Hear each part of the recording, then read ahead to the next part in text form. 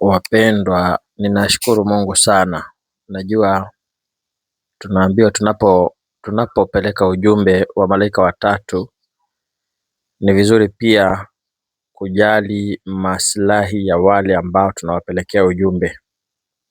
Unapoangalia hiyo picha, hiyo nyumba ni nyumba ambayo inaishi watu, na jambo la ajabu ni kwamba kwa uwezo wa Mungu, kupitia kwako na kupitia kwa mwingine na kupitia hata kwangu, we can put a smile on the faces of this family. Can you imagine nyumba ambayo inakaliwa na watu, haina mlango, nyumba inakaa hivyo kibanda kama vile unavyoiona. Yaani tunaweza tukamshukuru Mungu kwa kushikana mkono na kuwajali na kuwashughulikia hawa wapendwa ambao Mungu anawapenda pia. Hebu angalia mazingira ambao wanaishi. Angalia nyumba kama hiyo. Ni upande wa nyuma. Nyumba inakaa katika hali mbovu. Kukinyesha inabidi wahame, wanaenda kwa jirani ili at least wapate hifadhi. Yaani ni jambo la kuhuzunisha sana. Ningependa niweze kuzungumza na wewe kama unaweza kuguswa. Mimi nimepita kwa hii familia nikashikwa na huruma sana.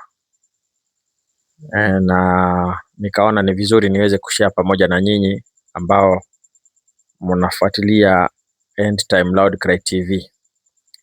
Kwa wale ambao wanakumbuka, there is a time sometimes last year but one, tuliweza kufanya same initiative kama hii ya kujengea familia moja maeneo ya kule Kwale ndani sehemu inaitwa Ndavaya, na that family iko grateful mpaka wa leo.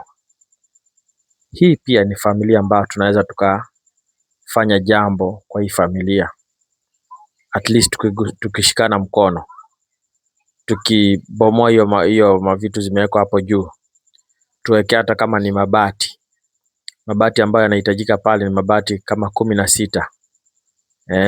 Mabati 16. Tunatafuta miti, tunatafuta nini, hata si lazima atiwekwe simiti chini, sijui floor ama nini, bora tu wapate mahali ambapo wanaweza wakajistiri wakati wa usiku, wakati wa baridi, wakati wa mvua, wakae katika hali nzuri.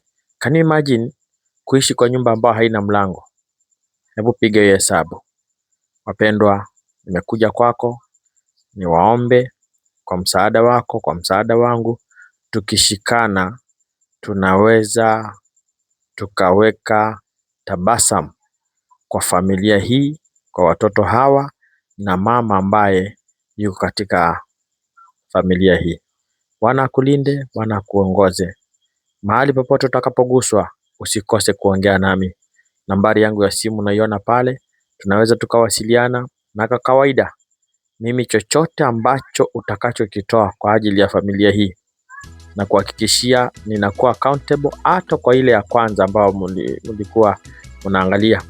The receipts bado niko nazo hapa, na katika hizo video mkiangalia nilikuwa najaribu kuweka hizo receipts, watu wanaiona. Kwa hiyo kama ni chochote utakachokitoa kwa ajili ya hii familia, rest assured kwamba kitafanikisha kazi ya Mungu katika familia hii, ili ukapate kumtukuza Mungu katika siku za usoni. Bwana akubariki sana katika jina la Yesu.